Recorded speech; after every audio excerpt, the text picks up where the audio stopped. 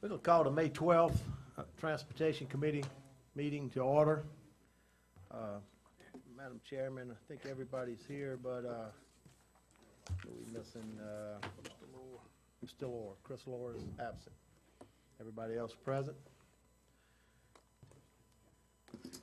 We're going invocation is going to be by Mr. Ken Dawson, followed by the pledge. Let us pray. Father, we give you thanks and praise for all that you continue to do for us. The blessing, oh God, that you've given us for watching over our families and friends, for watching over this parish and protecting us, oh God, during the recent storms. We ask that you continue to give us wisdom and guidance, oh God, as we do the people's business. We know that you're the one that gives wisdom, so we ask generously that you place it upon us as we make these decisions. We also ask, oh God, that you watch over the graduates that are graduating in Ascension Parish the next 3 days. As they move forward in another venture of their life, we pray that you protect them as they go about their celebrations, allow their families to celebrate their accomplishments, and direct them in their future. We give you all the glory and praise in Jesus' name. Amen. Amen. I pledge allegiance to the flag of the United States of America and to the republic for which it stands, one nation, under God, indivisible, with liberty and justice for all. Thank you, Mr. Dawson. We're going to move on to public comment period. Anyone wanting to speak on an agenda item, please sign in with Secretary, and y'all have 3 minutes to speak on that agenda item when it comes up. Chairman report, I have none. We'll move right on to number 5, discussion of new interstate exchange at LA 42. Mr. Jamie Setz. Good evening, sir. Thank y'all very much. Appreciate y'all letting me come and talk to y'all today. I've got the magic button. John had already got me taken care of there. Let me get it up. Okay, there we go. All right, the name of this, I-10 widening LA 42 to 74, that comes from the statewide plan, and I'm going to kind of tell you why I'm here today. First off, my name is Jamie Setz with the Capital Region Planning Commission. I am the Executive Director of CRPC. We are the MPO for the Baton Rouge area, the 5 parishes. So we deal with y'all's transportation issues. I'm going to give you a quick overview of committed projects. What are the projects that we have in the long-range plan? And talk about stage 1, 2, and 3. Talk about the statewide master plan mega list, and the widening of I-10 with the new interchange, and then what we can all do to move this forward. First, we have a plan right now in effect. It was approved in 2013 by the elected officials, and it goes out to 2037. And it has a whole bunch of improvements in there that have been committed to. This is, when we did the translation, it doesn't work that well on your screen, but there is a bunch of work in Ascension Parish. Probably the one that's pink, the widen add lanes, is the one that's been on there for a while, LA 42. But it also has a widening of I-10, and then this doesn't come out too well, but you'll have it on your handout, list of projects. And actually in the first, up through 2017, there was a program, $220 million in Ascension Parish. Now, a lot of that was the widening of I-10, which they have never finished programming. And that's kind of why I'm here to talk to y'all today. Basically, the state plan for the statewide master plan is going to come out probably this fall. And that is, they do it about once every 10 years. This one's taken about 12 years. It's run about 2 years late. And in that plan for the state, there are mega projects A, mega projects B, mega projects C, and mega projects D. A is the one that are most likely to be built. And we have 2 for the capital region. One is widening I-10 through Baton Rouge, and the other one is widening I-10 down to either LA 30 or 74, depending on which draft of the statewide plan you're looking at right now. So, in effect, the governor is allowing us to go forward on the study with the I-10 widening in Baton Rouge, but the one that's furthest along is y'all's. And so if we're going to get a mega project in the next few years, it's going to be a mega project in Ascension. Awesome. I mean, that's the way the state is going forward on it, and that's why I want to talk to y'all kind of about what the next 2 years entails, both at the MPO and with this statewide plan. And there's really a couple of statewide plans. There's the statewide transportation plan. There's also the statewide freight plan. And I'm going to kind of tangentially touch on why that's important also, because that'll be finished up this summer. So, and then stage 2, which is 2018 to 2027, it's almost $360 million. And then that is, I believe, widening I-10 all the way down to 22. That's where the bulk of that is. I think if they haven't widened to 30 or 73, they're probably going to be behind on that one too. And then stage 3, which is 2028 to 2037, is another $300 million. So there's a lot of projects that are programmed, but hopefully we're going to get some of them funded. Now, that's why I want to talk to you about the Mega Project A. Mega Project A list at the statewide level is being envisioned as the 2009 law that said that state sales taxes on vehicles would go into the State Highway Trust Fund. There's a lot of discussion within the state on when that will happen, whether it'll be 2018, 2020, or 2022 or later. Right now, DOTD is saying 2019, 2020. If that goes forward, they're looking at bonding out a large portion of that money to build the Mega Projects A. It's very similar to the list that Karen St. Germain put, and I believe it was House Bill 778, the current legislature. But nonetheless, one of those projects is the widening of LA 42, I-10, and it's interesting, this is what they have in the current long-range plan. They have widened from LA 42 to 74. And they didn't specify in the current draft where the interchange was. So I've been looking at their stage zeros and working with Juba and some other people, and we said, okay, well, 42 is what we're going with. Well, first off, they miswrote in the plan what the actual project was that was submitted. The project was the widen LA 42 to 74 with a new interchange at 74. So 2 weeks ago, when Dr. Calavota, the Deputy Secretary, and I were meeting, I mentioned to him that I was coming to talk to y'all, and I said, well, I'm going to talk about 42. And he asked me, well, why are you talking about 42? I said, because it's in your statewide master plan, and I want us to all be on the same sheet of music. He said, well, we're not talking about 42. We're going to the legislature for LA 74, and we're going to get capital outlay for the IJR. I came from Federal Highways. I just left there after 12 and a half years, 2 years ago. And I remember very clearly us talking about 74 and some of the problems associated with 74. It's a skewed interchange. It's not a right angle. It has a Superfund site. It's got apartments, a trailer park. It's the sort of issues with it. He said, well, that's the one we're going with. So I immediately called Federal Highways and said, are there any fatal flaws with 74? Got a call back from the head of Federal Highways for Louisiana last Friday, and I just want to mention he is a resident of Ascension, so he's not disinterested in this conversation. And he said, no, there are no fatal flaws with 74. I said, okay, well, that kind of changes the tone of what I'm going to talk about today. But nonetheless, the state has now studied 3 locations in Ascension. They have studied what I call the LA 42 connector or the 42 dogleg. They've looked at Corner View, and they've looked at LA 74.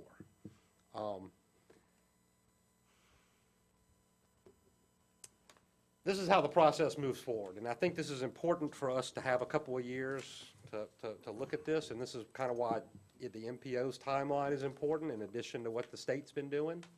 To get a new interchange requires an IJR, an interchange justification report. That takes a little while to do. There's some discussion on how long. I had planned on coming asking y'all for the money for 42 for the IJR. But since the state is pursuing through capital outlay the 74, I think we should probably talk about that in the timeline of that. Well, the MPO timeline is this. In the summer of 2017, a little over 2 years from now, we're going to have a new plan, a new long-range plan, short-range and long-range, and a new air quality document that's been approved by EPA and Federal Highways on that. This will come about a year after the state long-range plan should be finalized sometime this fall. So sometime in the fall of 2016, about a year and a half from now, we should have a list of projects, just like I showed you on those 3 stages. We should have a new 3 stages, a list of projects with a certain amount of money. I would like for us to support whatever DOTD and Federal Highways are saying is going to be in the statewide plan. because I think we've seen in the past, and we're seeing it over in Livingston right now, if you have dissension over your interchange, you generally don't get your interchange for a long time. That's kind of what's happened over in Livingston. They fought about it. They got one. They're not happy with that one. They still want their other one. We don't want to be, I don't want to see the one mega project A that we have in the Baton Rouge area get held up because we don't agree on the location of that. So a couple of these things on the process to move forward. What's one of them? Early coordination with federal highways. That's what I've been trying to do before this meeting. And like I said, up until 3 weeks ago, I thought LA 42 with the wetlands issues and basically dog-legging off of the airline and all, I thought that was the viable way to go. You still have to cross a railroad, but you have developable land.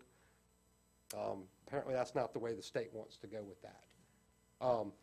The reason I mentioned the master plan is because we need that interchange in the state, in our master plan. That way, when we get it in there, we can take about 3 years probably to work through that. In the past, it's been as short as 2 years to get IJRs done, but DOTD is making some enhanced modeling, so we normally add an extra year to that. But because I have a modeler in-house now that's doing all the modeling work for the bumps and the loops and Government Street and all these other projects, I'm pretty confident that we can do some enhanced modeling at the MPO and shrink that 3-year timeline down closer to 2 years. That means, though, we have to have a project that we're all online before that. And what an IJR is it's an interchange justification report. And what an interchange justification report does in federal highway language is it says that we can build an interchange here. It will not adversely affect current operations of the interstate. And what they're kind of doing now to try to push back on new interchanges is they're saying you shouldn't be able to improve the interchanges on either side of this location to take care of that traffic need. And I think that's where we have to really focus as we look at that new IJR, is making sure that the purpose and need fits, that federal highways or DOTD can't later come back and say, oh, we can upgrade LA 30 and not have to build 74 interchange. And we don't want to be in that spot. We want to agree on a spot up front and then move forward on that spot. And then the last little bullet point is there's sufficient analysis to show there are no fatal flaws. Well, I kind of preempted federal highways because I'm really concerned that it's just over a mile. Normally in urban interstates, you don't space closer than a mile. We're at 1.1 or 1.05, so we're very close. But if it's not a fatal flaw, then I think everybody wants to move forward with that. So what can we do today?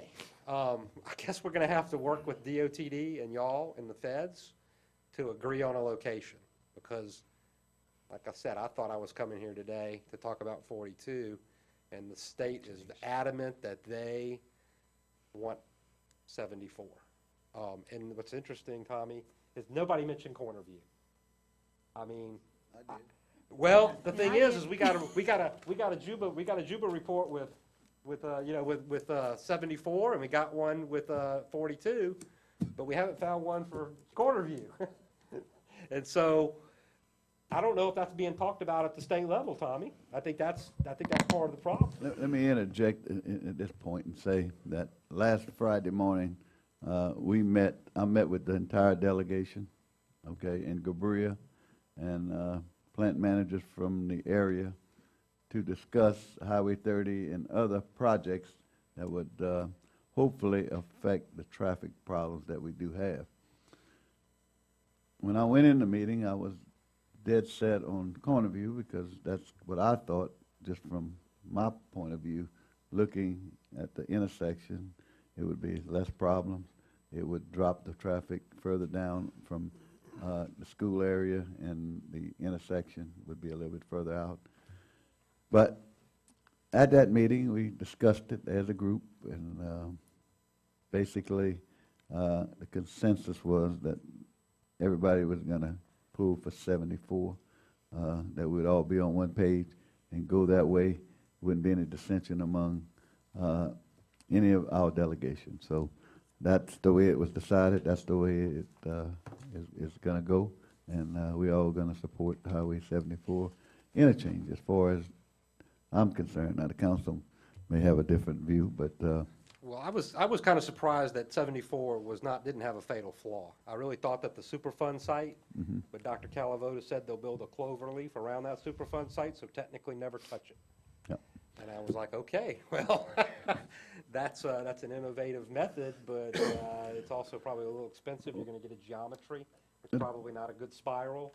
You know, you're going to get something like in Lafayette, where you get off at 49 and it doesn't feel like a good curve, but well, I'm meeting a week from Friday, I think, with Chair LeBob and a lot of her staff is going to come down, and we're going to discuss that entire area, because there's a lot of things that want to go there now, that want to build there. There's like a 300 house subdivision that wants to build right on 73.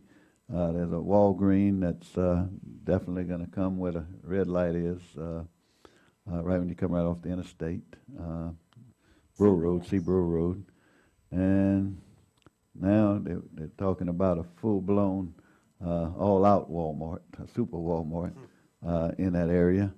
I don't know how much that area can take as far as traffic, and before any of this stuff gets permitted, or we're going to have to look at it as a parish to see what we need to do. And some of this new growth and development in that area is going to depend now on what project gets done. well, and I want to, that brings up a couple of good points.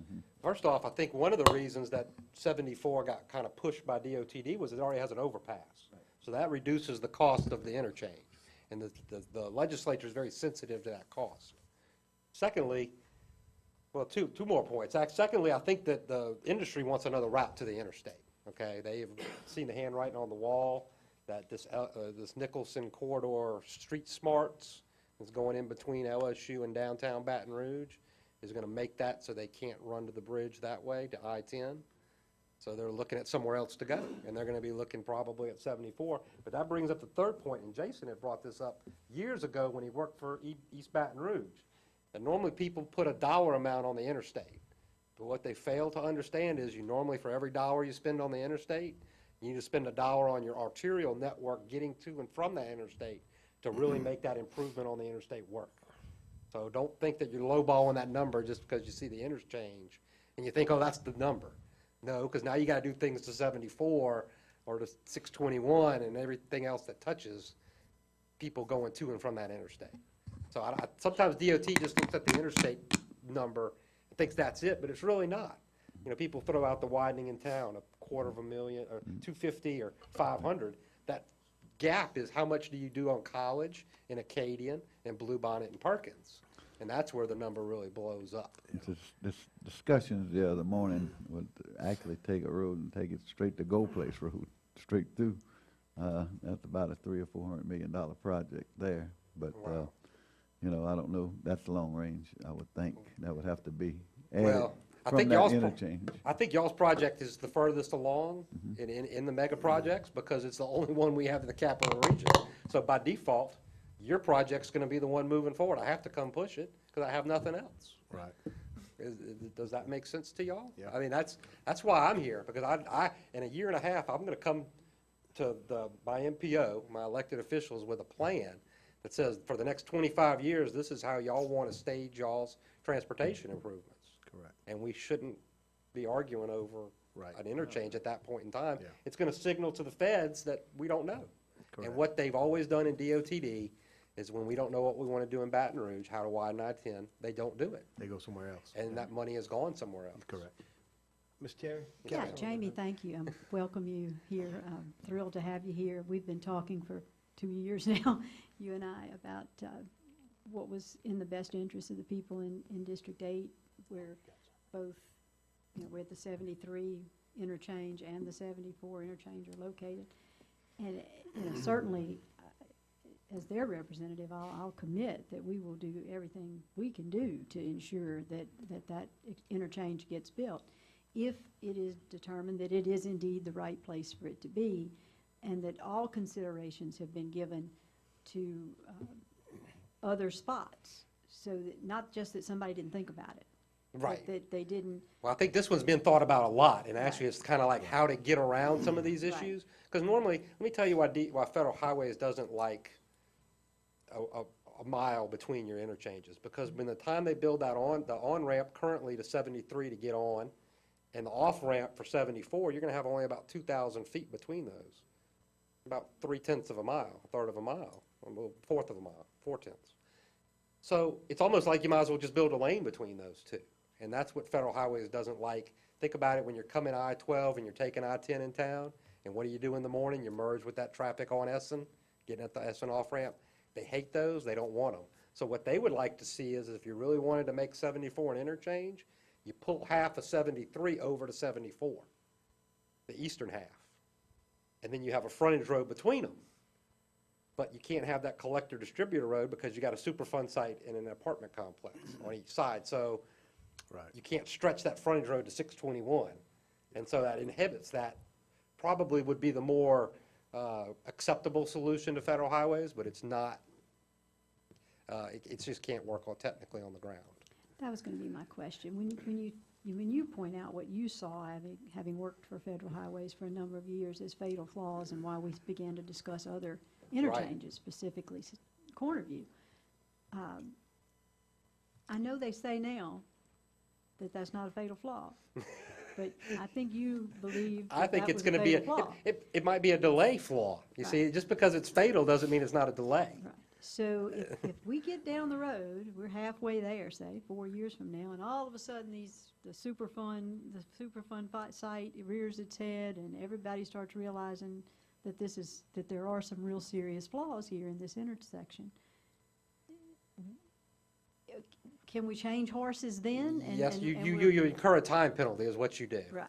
You, You could delay the project. And you could Right. delay a whole project, or can it just be stopped because there are these flaws? They will sometimes put aside projects and not go forward on them. The one that's taken almost 10 years is actually Pete's Highway over in Livingston. You know, they finally agreed to Jubin, and Pete's Highway was the one that actually got the earmarks from Congress. They went through some machinations to swap that money. They went to Jubin Crossing, and now they're reissuing, they're dealing with the exact same thing on Pete's Highway, because they want to split that diamond. And what Federal Highways or the DOT has come back and said is you're doing all this predicated that you can't fix range, but we think you can fix range. But it's, of course, that's on our local money that has to do that. Right. And it's a lot of very technical issues on heightening the bridge underneath the interstate. They want to dig down range or lift up the interstate, which they didn't do while they were doing their project. So you can come into all kind of problems when you don't work on timelines correctly. So how do we get a definitive determination that we are not going to run into a fatal flaw? And thus, we can all then get behind this project and I think Tommy's kind of right. We should probably sit down with the chief designers of DOTD, and not just the third floor head shed, per se, in the Army, but the actual people that would put it in the ground, and sit down with them and Carl Highsmith from Federal Highways and say, y'all are going to be okay with this. And they have recently done that. DOTD and Federal Highways committed in Lake Charles, was they were doing those new plants down there, to an expedited IMR, where they committed to timelines and review schedules, and they did that IMR in 5 months. so So it can be done. So my beg to you would be, on behalf of my citizens over there, is let's do it up front. Let's determine that we don't have a fatal flaw, so that we don't get 4 years down the road and we suddenly have a fatal flaw and then we don't have an interchange. I totally agree, because this is my one project. I have to focus on this one because it's the only one I have, Terry. Okay. I mean, I can't, I fought for the loop and the bump and all these other things to get priorities and have the MPO actually put the priorities in the statewide plan, and I was told that wasn't the way it was going to be. So we're going to go forward with your project the best we Fantastic. can. Appreciate it. I couldn't be more thrilled. Thank you so much. Thank y'all. Mr. Dempsey might have a question for you. Okay. Yes, sir. thank you again, Jamie. Yes, sir. I guess Representative Eddie Lambert, he ought to be on cloud 9 right now, because 9 years ago, this interchange here was Highway 74 and Highway 42.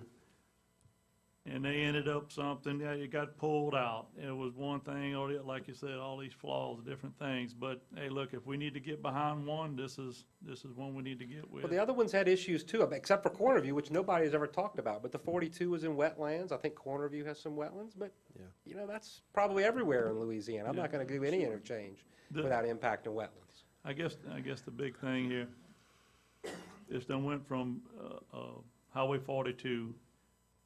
There's only going to be a few routes left to get this extended. What are we doing to, you know, more or less secure right of way or anything for this? Well, we have to actually well, the process is you need an IJR, which is also includes the environmental clearance to start acquiring that right away. The reason I talked about my timeline and a year and a half that's important is because you can't take a federal action, which is approving an environmental document or authorizing right-of-way buying or starting construction unless you're in the approved air quality document. So that's why the year and a half is so important, because we need all that done really, so that it's in the air quality document, which is it's going to be done, but that's going to allow you to basically unlock those issues, clear it environmentally, and then start the right-of-way acquisition process. Okay. So there's a tiered approach. Okay. And the reason I wanted to come talk to you is because we all need to be in an understanding of what that timeline is on what our roles and responsibilities are to get us to what we want, which is a new interchange. Hey, we on board in. Parish President, he's been working hard on, I know, since day one, we've been nailing this hard. We just want to get someone on and off of this interstate. And, you know, this is our time. Right. Well, Parish President. it takes an effort, and that's, like I said, everybody in the delegation agrees that this is our priority. I think DOTD at this point recognizes that and also sees it as their #1 priority. But I don't want anybody to start jumping on the interstate there yet, because if I'm pretty much correct on this, we're probably looking at an 8-year project, James? Yeah, I would say Maybe so. 8 to 10, so, and if you hear all these different agencies that you have to go through, now you understand why it takes so long to get Right, you things gotta done. triage all those. You can throw out, we don't have a railroad, and we don't have a navigable waterway, but you're still gonna deal with the core, the SHPO.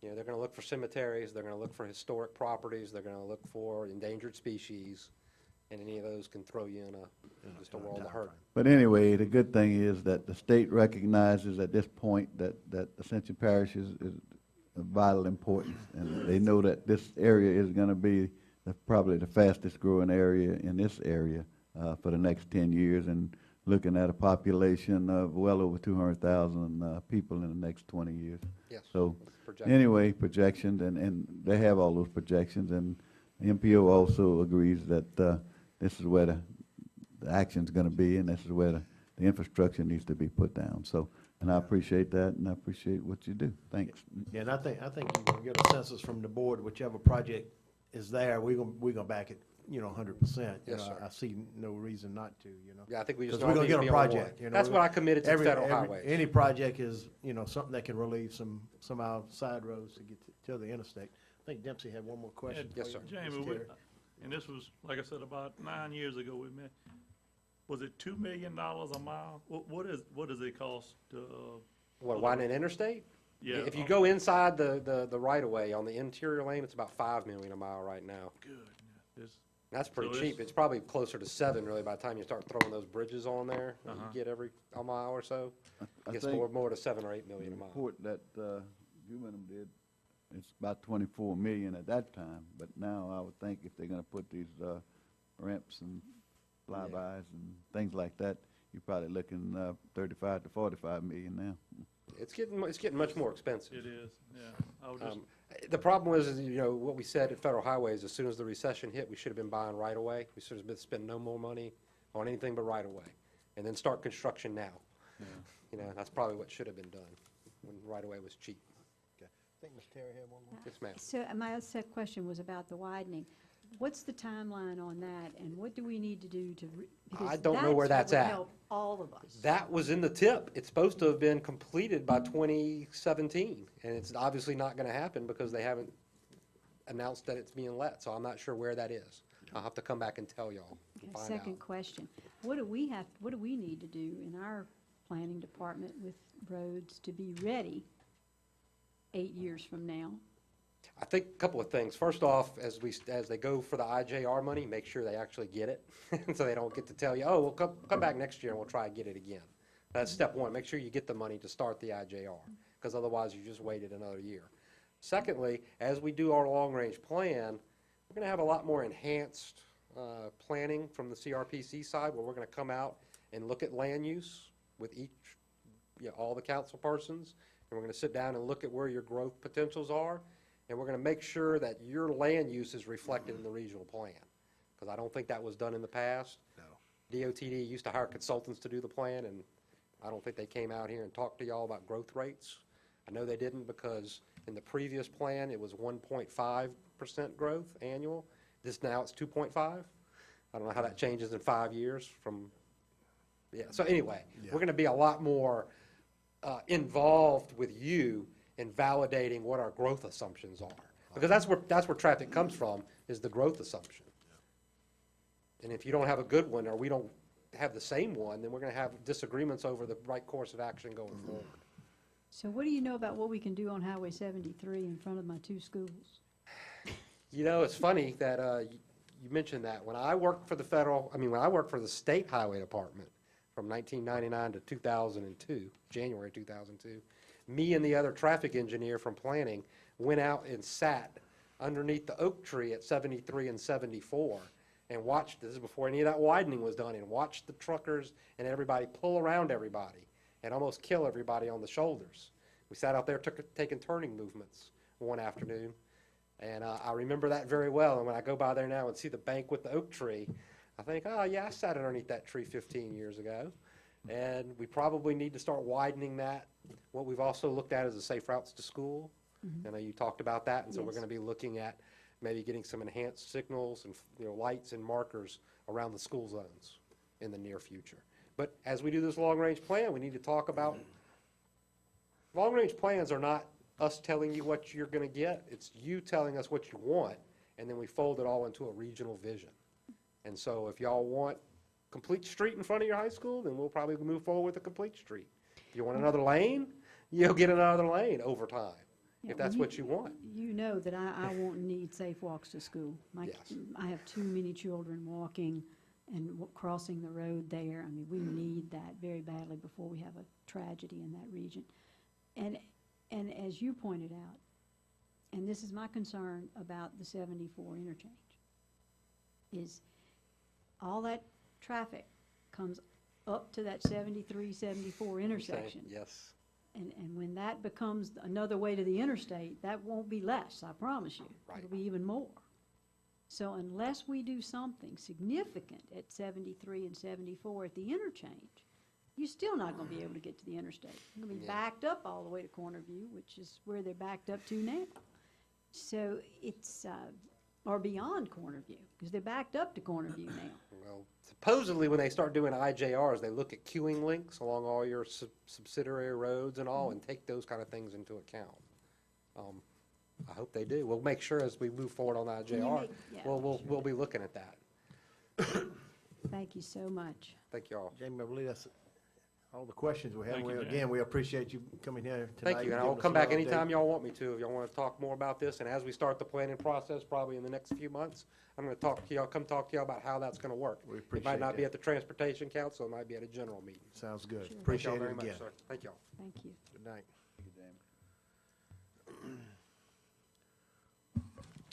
We'll move on to the Road Department Monthly Report. Mr. Thomas Pierce, W Director. Yeah, thank you. I know we're running behind a little bit tonight, so and I know y'all want to move on. So if you have any discussions or questions about the report in front of y'all, just give me a call, and I can answer your Anybody questions. got any immediate questions or something pressing? All roads are open, correct? We don't have any roads closed. Everything's Everything's good? Yeah. Okay. Okay. So no more questions. That's good for Mr. Moon. We'll move on to road project status report. Mr. Jason Taylor, transportation engineer. Same thing with what Moose said, and for brevity, if y'all have any questions, please let me know. I have a question. Yes, ma'am. Ms. Casso. Lighting, what about the lighting project at the 73 interchange? That, I believe the signs went up for that. It's not listed on my report yet, though, from DOTD. I'll let you know about it some more this week. There appears to be some electrical work going on there. Please tell me that is relevant to this project. Oh, I know why I don't have it on the report. They're running that one out of Baton Rouge. I'm going to have to call Baton Rouge to get that put on this report. That's why. So yes, that's what they're doing right there. Fantastic. I am so excited about lighting that intersection. I cannot tell you. We're getting the CVS at Seabro, we're going to get rid of my junkie trailer park, excuse my having to say so, and we're going to light that intersection. The doorway to Ascension Parish will be open, and it will be beautiful. It is going to be nice. Parish President? Light, Gwen broke with LeBlanc. She's been trying to get that done for the last 20 years, 25 years. So anyway, hopefully it's come with to you on that. fruition and we get to see it. So I would love for Miss Gwen to be, for those lights to be named in her honor. Can we do that? We can put a sign up and everything. That would be wonderful. All right. Any more discussion there? We'll move on to number 8, the speed limit reduction request on Fox Ridge Drive. I got a couple speakers in the house. I'm gonna let them speak first, and then we'll move forward with it. Mr. Gregg, wanna come up? I think this speed reduction is from 25 to 15, if I'm not mistaken, right, Mr. Jason? Yes. Okay. Go ahead. Hi, my name is Greg East. I live on Fox Ridge. I wasn't for the petition. I just wanted to describe the neighborhood. It's 32 homes. It's a small dead-end street out in Prairieville. Very safe neighborhood. I've been there for 15 years. I built in 2000, and I've not seen a danger issue with speeding.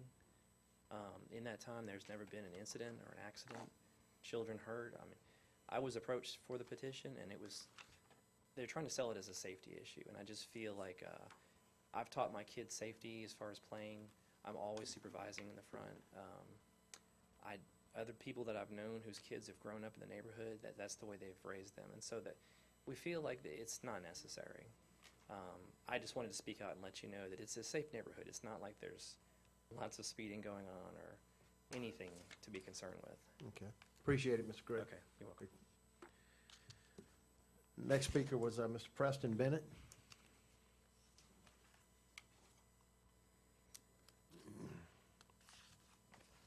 Good evening, ladies and gentlemen. My name is Preston Bennett. I'm a resident of Fox Ridge Drive also. And as a resident, I'm also a law enforcement officer. I've been a law enforcement officer in Ascension Parish for 2.5 years, a total of 8 years, the last 5.5 in Livingston, St. Helena, Tangipahoa Parish. I work for the state. I also work the roads in Livingston Parish. Both in my capacity as a resident and as a law enforcement officer, I do not see a speeding problem, nor do I feel that there is a speeding problem on the street. And Ascension Parish Sheriff's Office backs me up. Their statistics say that they have had radar run on that street at least 3 times, and in the 3 times they have run radar on that street, there's been 1 citation issued that was a warning for 27 and 25 miles an hour. I'm a law enforcement officer, and I'm probably guilty of going 2 miles over the speed limit occasionally. Right. This is not the first attempt by the originator of this petition to try to regulate the speed on the street. This, to me, is a waste of the council's time. I would apologize on his behalf. I don't believe he is here tonight to even support his petition. And that should give the council at least an indication of the motivation behind this petition. So in a nutshell, I think that it's an enforcement issue. It's been addressed on the enforcement side, and there's been no issue that's been found. So I think it's kind of a moot point at this juncture. Appreciate that. Thank you. Thank you. Mr. Jason, you know, I know that we have talked, and a few councilmen have talked in the past, and I've talked to the sheriff also, and 15 miles per hour is hard to enforce anywhere, pretty much. And I don't know where your petition came up. Maybe you can give us a little background on how the petition panned out. Did you have enough signatures on it? What's the administration's take on this particular speed limit? Go ahead. Let Jason, yeah. He only had, they didn't reach the 75%, so I think it's a mute issue unless you want to change your policy. No, the policy states that, so we have to stick with the policy. Councilman Bennett Johnson, I believe that might be his district, and he has a comment? Yeah, thanks, Todd. If it doesn't meet the criteria, then we It's don't need to automatic. do anything. It's a moot point, in my opinion, and we want to do what the residents want to do. But to your point earlier, and I was talking with Mr. Pierce earlier this week when we were talking about the petition, the only thing I might recommend to you guys, as well as the administration, if they're willing to look into it, I think, my understanding right now, law enforcement radar doesn't track below 20. Right. So the only thing we might do for a policy is to put that in the policy that we will not do anything below 20 miles an hour. I'm not, Something to look at. If you I'm wanna not going out bring there it- and saying anything we have below that we go out there and change it, but in the future, Yeah. we won't put anything below 20 miles an hour, because Yeah. I agree with most people. I mean, if you got a 25 mile an hour speed limit sign, you can roost to 20 or 20, Yeah. 15, they're still gonna do 25. If they're Yeah. breaking it at 25, changing it, it's not gonna do anything with it. So, that's the only thing that I would say about it. If you would look into something, would be to look at that. If the radar can't enforce it below 20, there's no sense in going below 20. Appreciate that, yeah.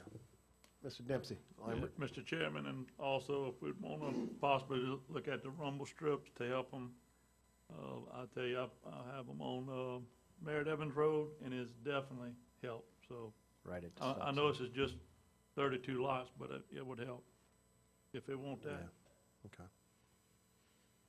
Mr. OJ, any comment on that? On the rumble strips, how they coming about? I mean, we request them, or they request them, or for the rumble strips? You're not talking speed bumps now. You're talking about a little strip Just that a little makes strip, noise that's when you it, hit it. But all you request it, and then if it meets the criteria, we go put them out. Okay. I Well, can like I tell said, you what I there's- learned about those. There's something, they make a lot of noise, and they make a lot more people mad than they do make them happy. But, It'll slow them down. yeah, I went to Venice week before last, and I was going around, driving around, and they had these big ropes that the anchors go on, these big cotton ropes, and they put them along the roads like that. And that's the best speed bumps you can do with no maintenance, and I can tell you what, you will slow down. So I'm serious. If you want to try one somewhere, I mean, it shocked me, because when I saw one after the first time, I slowed down every time. So, but they're about that big. They don't. Yeah. They no maintenance. Just throw it out there. Throw And it that's what they across do the down road. in Blackman Parish. Yeah. So. Mr. Tellier? I do not. I Well, agree that if, yeah. let me just comment okay. that, come to think about it, that if it's not enforceable below 20 miles an hour, I don't see any reason to lower a speed limit below 20. And, Like I said, we really don't have nothing to move on because it doesn't meet the criteria, so it's really rejected on our part. All right, we'll move on. I don't think we need to vote on that because it's not moving forward. We'll move on to number 9, the 2015-2016 mooring litter agreement, DOTD, Thomas Pierce. This is just a simple renewal of So moved, Mr. the Chairman. mooring agreement. Got a Second. motion by Mr. Dempsey Lambert, second by Mrs. Terry Casso. Any discussion? Any opposition? So move. We'll move on to number 10, approval of lowest bid for 2015 road package, Mr. Jason Taylor. We received the bids, the sealed bids for the road package. We came in $1.7 million under, roughly $1.7 million under our proposed budget for this bid for the base and alternate number 1. So I'm requesting that we approve the base and alternate number 1. Okay. I have a motion. Motion. Have a motion by Mr. Oliver Joseph, second by Mr. Dempsey Lambert. Any discussion? No opposition? So move. Thank you. We're gonna move on to number 11, discussion of roads for acceptance into the parish maintenance system as followed. Okay, we got two subdivisions in question tonight. One of them, I'm gonna make a recommendation that we accept. We'll go through it first, and I don't know how y'all wanna do it. Sometimes y'all wanna do them We do them road by road. individually. Okay, Bullion Crossing, Third Filing. Staff's gonna make a recommendation that we accept these, and they are Enterprise Avenue. It measures 1,316 feet. So You moved. got- Got a motion by Ms. Terry Casso, So moved. second by Mr. Oliver Joseph. Any discussion? So move on Enterprise Avenue. The next one is Brigantines. Okay. 664 feet. So moved. Second. Got a motion by Ms. Terry, second by Mr. Dempsey on Brigantine Avenue. Any discussion? No opposition, so move. Ready? Yeah. Next one's Corvette Drive. It's 88 feet. So move. Second. Motion by Mr. Dempsey Lambert, second by Mr. Oliver Joseph. Any discussion? No opposition. Let's move on that one. The next one's Borg Avenue, So moved. 296 feet. Motion by Mr. Terry, Second. second by Mr. Dempsey on Barg Drive. Opposition? So move. Okay, the next subdivision is Keystone of Galvez. It's the PUD fourth and fifth filings. We're gonna make a recommendation not to accept, and you have pictures in your package of some problems. If you want to, I can go through them individually, or, I mean, it's up to the way y'all wanna accept.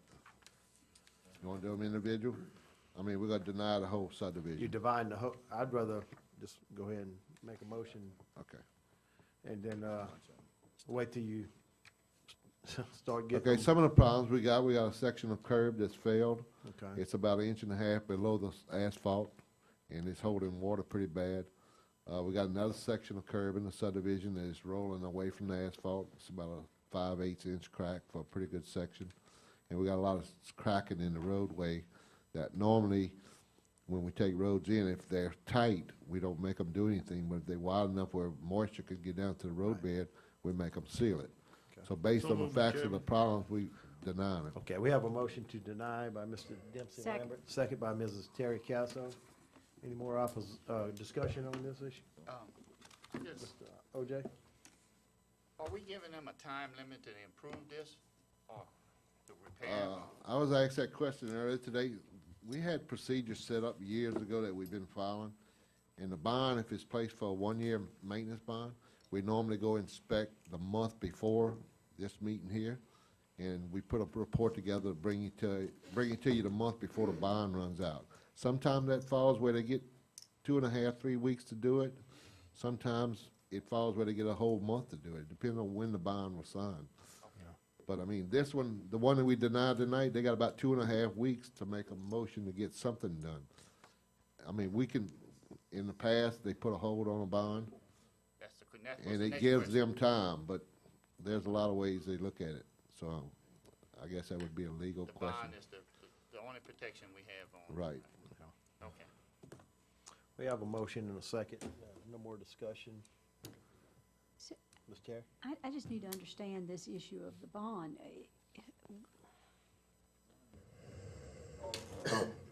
Like an- Bond is, expires on June 2nd. So, like, basically, we give them that time frame within to get these repairs in place. If not, we're just gonna call the bond. And that's about $150,000 on this project. This is not the first time in Keystone that we've had problems with roads, as you remember. We went through a long, drawn-out ordeal on it. So hopefully, they can get this done and fixed. If not, I just think we need to go ahead and call the bond and just go do it ourselves and get it done right. That was my question, was would we begin the process of doing these repairs and With wouldn't, the bond. with the bond money? Okay, just for the, thank you. With that, if no opposition, we'll move on that. Past President, we talked a year or two back when we went with the tax, and I know we mentioned something about, at one point in time, we may have to stop taking in new roads. I don't know if so, as a couple of people brought that to my attention, but I don't know whatever went with that. Well, we passed the. Legally, we can do that, Yeah, you we know. passed the law in state, a statute that says that we can create road districts. We don't have to take it, whereas each lot owner would be responsible and pay up to X amount. So you can invoke that anytime you want to do it. That was just what okay? the discussion was about. But we've been talking about a different, for subdivisions, we're talking about maybe going a different way, okay? And maybe charging so much per lot for transportation. Basically, I guess you could call it an impact fee, but St. Tammany does it, East Baton Rouge Parish does it, and several other parishes do it. They put the money, and that's what they do. They charge so much per lot, and they range anywhere from $2,900 a lot to $3,100, I think, Baton Rouge is. So, but it's something that's for further discussion. I think that's going to come up at strategic planning. But again, if you keep taking roads in, it's going to cost you in the long run dearly, and especially if you take roads in that have these problems already. It won't take you too long that you're going to have to go in there and do some major repairs. So, you know, we just got to hold our developers' feet to the fire, and we had talked about other issues too, maybe not taking the road in until all the development is done. And so there's still some debate out there to be done, and you know, you're welcome to bring it up anytime you'd like. Thank you, sir. All right, we'll move on to. Motion adjourned. Motion adjourned by Mr. Dempsey. Second. By Mrs. Terry. No objection. Meeting has adjourned.